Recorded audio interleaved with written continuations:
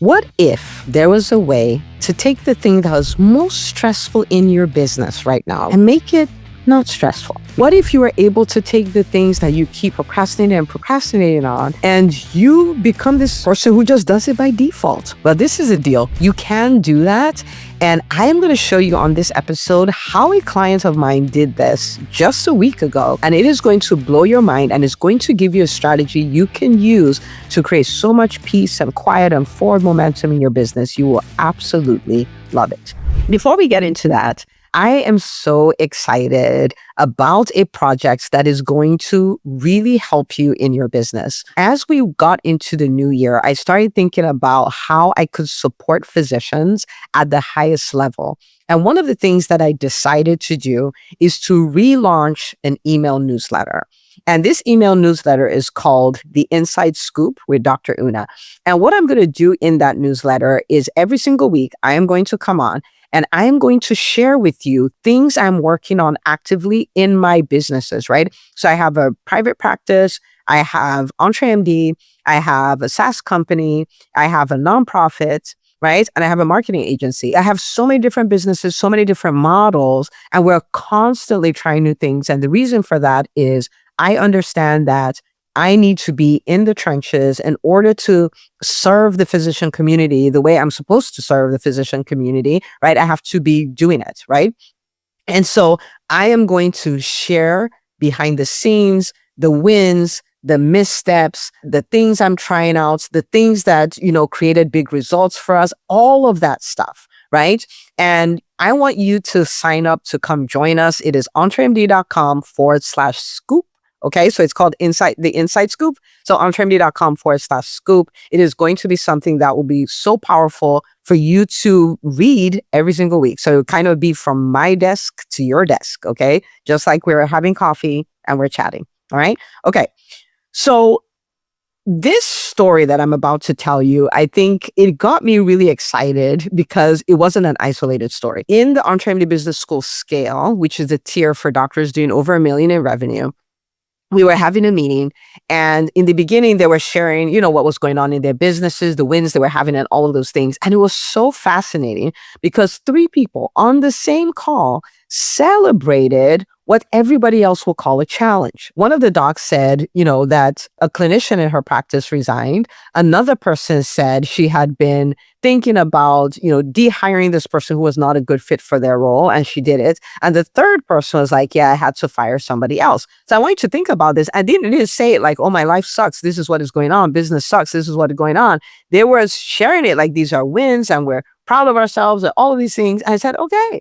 I said, I don't know if you guys noticed, but I've been looking forward to this day. I've been looking forward to the day where things that seemed so challenging in the past, we're able to handle them like bosses, and we're proud of the way we handle them. So anyway, let's talk about this doc, okay? And then we're going to deconstruct what happened here. And I like telling this story because these are the kind of things that are going to be happening on Inside the Scoop with Dr. Una, where we talk, not Inside the Scoop, the Inside Scoop with Dr. Una, where we're going to talk about all these things. And so this doctor came on and she said that a clinician had turned in their resignation. And when we say the one line, it's like, yeah, they turned in their resignation, but let's think about it, right?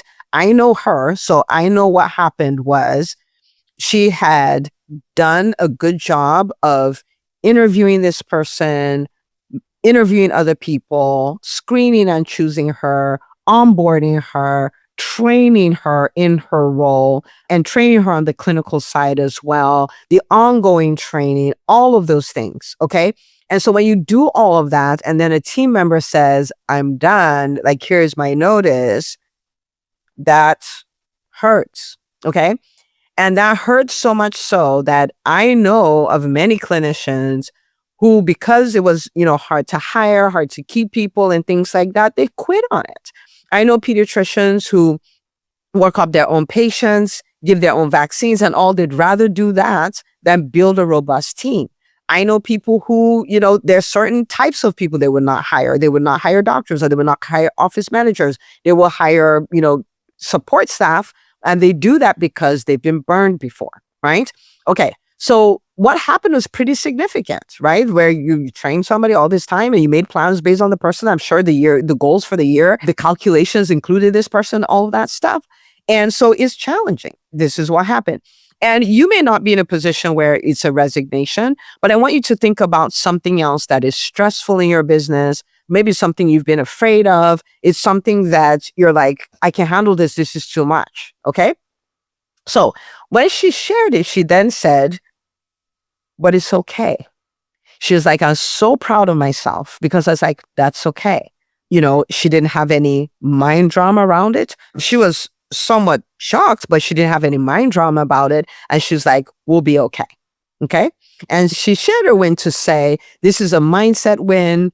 I'm so proud of myself. The way I responded a year ago, 2 years ago, 3 years ago, I would not have responded like this. And we celebrated her, right? We acknowledged that and all of that. And I said, okay, well, this is the deal. I know you said it's a mindset win, but I want to point out some other things you said for you to understand that it's a lot more than a mindset win. So let's start from the mindset win.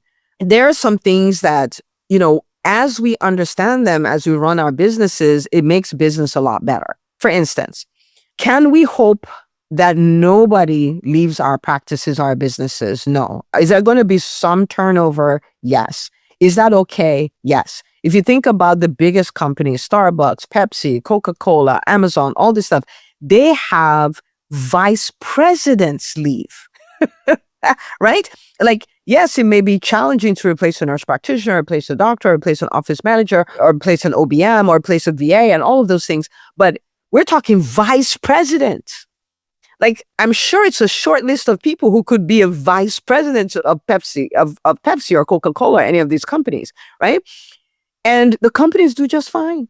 And the companies have had to deal with this for decades, and they're doing just fine, right? And so, yes, will people leave? People will leave. Can you control that? No. Can you control how you respond? Yes, right? Are there ways to make this more seamless? Yes.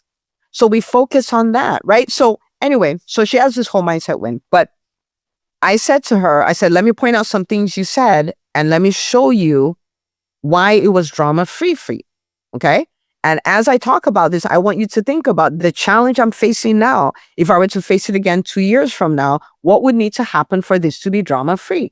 Okay, so the first thing is, she said, well, we have a number of people who have reached out to us who said, if you're ever looking to hire a clinician for this role, I would love to be considered.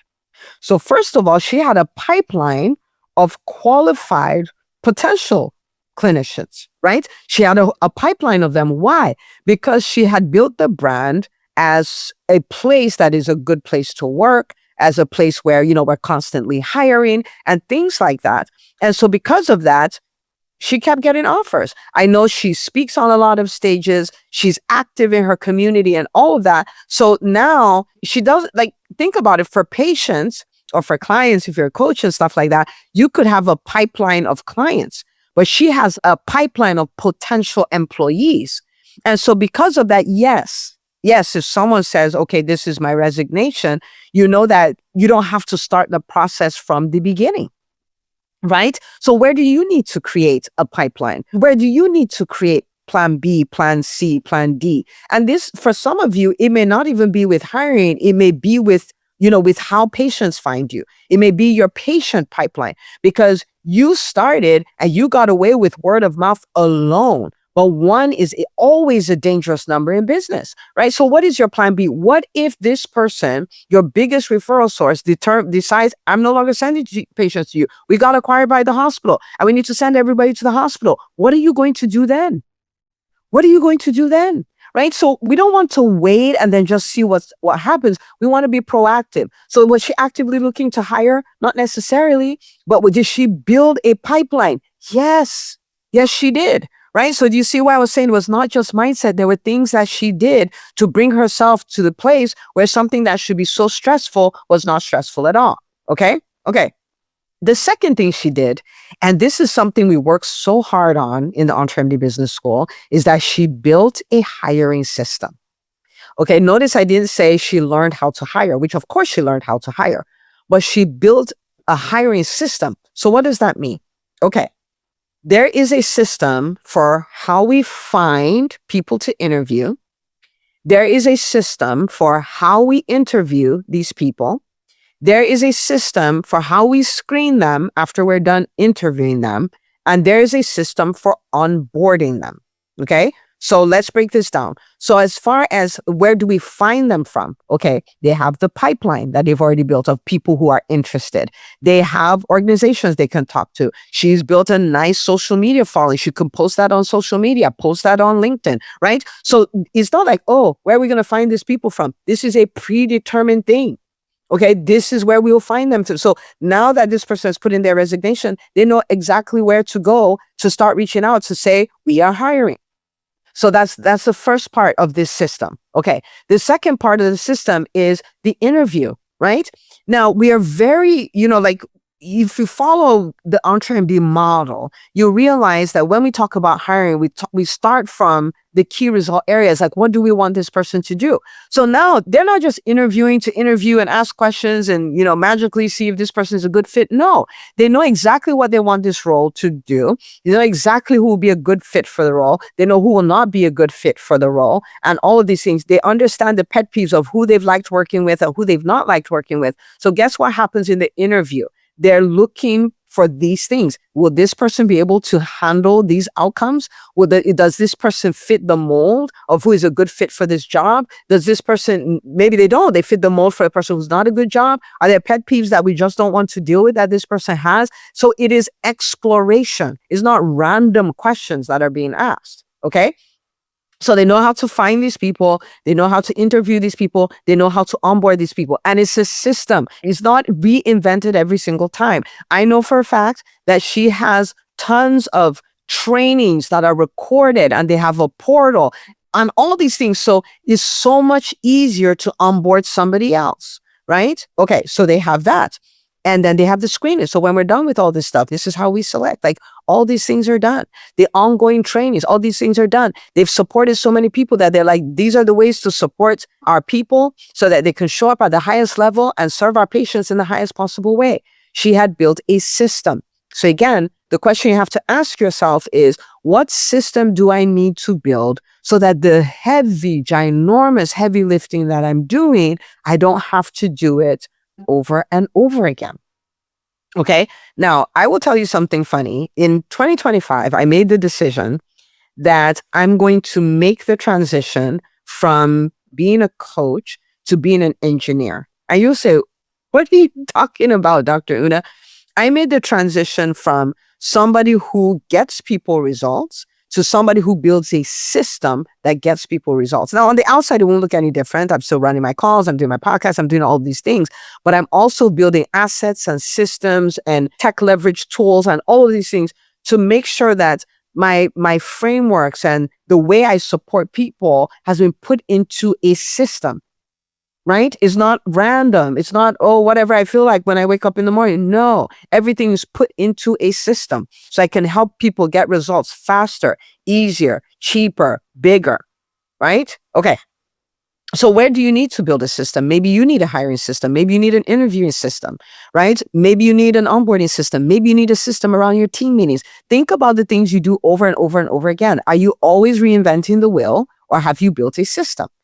Now, these things I'm talking about, right? You build pipelines, you build systems. There's so many things that you've always worried about and always had an issue with that they just go away. You've procrastinated, they just go away. You have mind drama around, they just go away. Okay? So systems are awesome. Systems are awesome. They're just flat out amazing. Okay? So I broke it down to her. So I was like, okay, you have this pipeline, you have this hiring system, you have this onboarding system. So because of these three things, when somebody tells you, I resign, this is my resignation, all right, I'll be gone in whatever, 2 weeks, 1 month, 2 months, whatever it is, you're like, okay, I know where to find the next person from. I understand how we're going to hire this person, right? Like what we're going to do with the interview, what we're going to do with the screening process and all of those things. And I know how to onboard this person and get this person up to speed in X number of days. It's almost like you were in a mild accident and you had your seatbelt on, right? It's like, we're going to be okay, right? Because you have your plan B, you have your plan C, you have your plan D. And if you can learn to run your business this way, it will put you in a position where everything is more peaceful. So in all the programs I run, Okay, so we have the profitable private practice movement, which is specifically for private practice owners. And we have the EntreMD Business School, Grow and Scale. Okay, so we have 2 tiers there. One tier is for the doctors who are doing over $1 million in revenue. And in all of them, what I try to help people to do is to install systems in their businesses, right? What is your overarching marketing system? What is your content system? What is your referral based system? What is your getting paid system, right? And so in the EntreMD Business School, we call that the revenue generation framework, right? Like, how do you install that in? We don't want to start from the beginning, from scratch every single time. We want to build systems periodically, right? And as we do that, every time you install a new system, there's more peace and quiet and confidence in your business every single time. So this is really cool. What it does is building these systems, it removes guesswork, it removes chaos. Okay, it removes chaos. So how would I build a system? Well, for instance, I need to build a referral base for my business. I know this is the thing that will make the biggest difference. We actually have a doctor in the EntreMD Business School. She's so clear that this is her zone of genius and she is working it. I'm like, nobody is ready for where she's going to be 12 months from now. Okay. So how do you build a system? And I could give you complicated stuff with graphs and pie charts and all these things, but I want you to hear this. It's so simple. The way I'm going to describe it is so simple. What do I want you to do? I want you to learn how to do something. I want you to do it until you get competent at it. And I want you to iterate every time you do it. Once you document that, that's the system. So for instance, for this doctor, with her team, like I know she has a really nice onboarding system. What did she do? She onboarded them and onboarded them and onboarded them. And she could see like a yellow brick road. Like, this is what we need to do to onboard them, because she was iterating each time. She documented that. That is not an onboarding system, right? You want to build a referral base, but you're scared of talking to people. You haven't even done it. You come into one of our programs, you're in PPPM, you're in the EntreMD Business School. You learn how to build a referral system. So you learn it, right? You learn it. Then you go out there and you do it. In the beginning, yes, you'll be nervous. Yes, you'll be, and all those things, and it's fine. So you start doing it. You start talking to the people. When you talk to a number of people, you get a feel for, okay, these are the best kind of referrals for me. This is the best way to follow up. This is the best way to stay in touch. This is the best way to keep the know, like, and trust factor an all-time high. This is the best way to get one referral source to give me another referral source. You keep iterating and then you document that, and that becomes your custom system. Okay. How do we do team meetings? Like, somebody asked me that question. Let me think of how they put it. Oh, I have these team meetings. How do I stop them from getting away from me? Like, did we actually do what we set out to do and all of those things? And I said, oh my goodness, this is how you do that. You make it a formula. What did I mean by that? You make it a system, right? Okay. So you learn how to run these meetings. We teach this in all our programs, right? Like, this is how you run team meetings. Okay. So you learn it. Then you go start doing it. And every time you do it, you iterate. You do it better. You're more confident with it. It resonates with your team better. You know how to gather the attention of your team and all of those things. You understand how to do it and make it metrics based. You do it and iterate, and then it becomes a system. Like, this is the way we do team meetings here. So imagine the doctor who has to call, oh, I have a team meeting. What am I going to talk about? How are we going to do it? All that. And they do that every week. Do you know the amount of mental clutter? If you did your meetings on Monday, from Thursday, the week before, you're already thinking about what's the meeting? What am I going to talk about? I talked about that already or whatever. Whereas if you learned how to do it and you did it until you were competent, and then you kept iterating as you were doing it, you have a system. This is our meeting. This is how long it lasts. This is what we start with. This is where we go with this. This is where we have our discussion. And then at the end of it, we have our next steps for everybody. Boom, we're done. And you have the most impactful 60-minute meeting that you didn't have to think about, right? Okay, so I'm going to come back to where we started from. And that is this. What if I could show you how to take the things that are most stressful in your business and make them not stressful? Take the places where you had mind drama and replace it with peace. And take the places where you're constantly procrastinating because it's too much work. And you're right, it's too much work if you need to reinvent the wheel every single time. What if you could take up all those places and you just become this person who does what needs to be done when it needs to be done, whether you feel like it or not, by default? You could be there, but it will require that you become a system builder. And it is more a mindset than an activity. You just think that way. I can't keep doing this over and over. Like, imagine if trees needed to be created every single year, like from scratch. No, you had the tree, you put the reproductive system in the tree, and that tree makes new trees forever. I want to invite you to become a system builder. Be an engineer like me. You're a system builder, and you build systems that will help your business be more consistent with the way it delivers, deliver at the highest level, and it brings you, the owner, so much peace, so much time saved, so much mental clutter gotten rid of. Okay. So what do I want you to do? I want you to decide that this is who you are now. Okay. I want you to sign up for the Inside Scoop with Dr. Una, my new email newsletter, if you haven't done that already. Okay. EntreMD.com/scoop, because these are the kind of things we're going to talk about, the wins, and deconstruct it. Like, how did this happen? Okay. This is what we're going to do. And then I want you to go and play around with your first system. Find something, anything, because it's about developing a mindset and a way of doing things. Find anything. Build a system, start building a system around it. Learn, do it to your competent, iterate each time, document it, boom, system is here. Okay. I am rooting for you. And I love celebrating that you get time back, that you get mental clarity back, that you get bigger results with more peace and calm. Okay. Rooting for you. I'll see you on the next episode of the EntreMD podcast.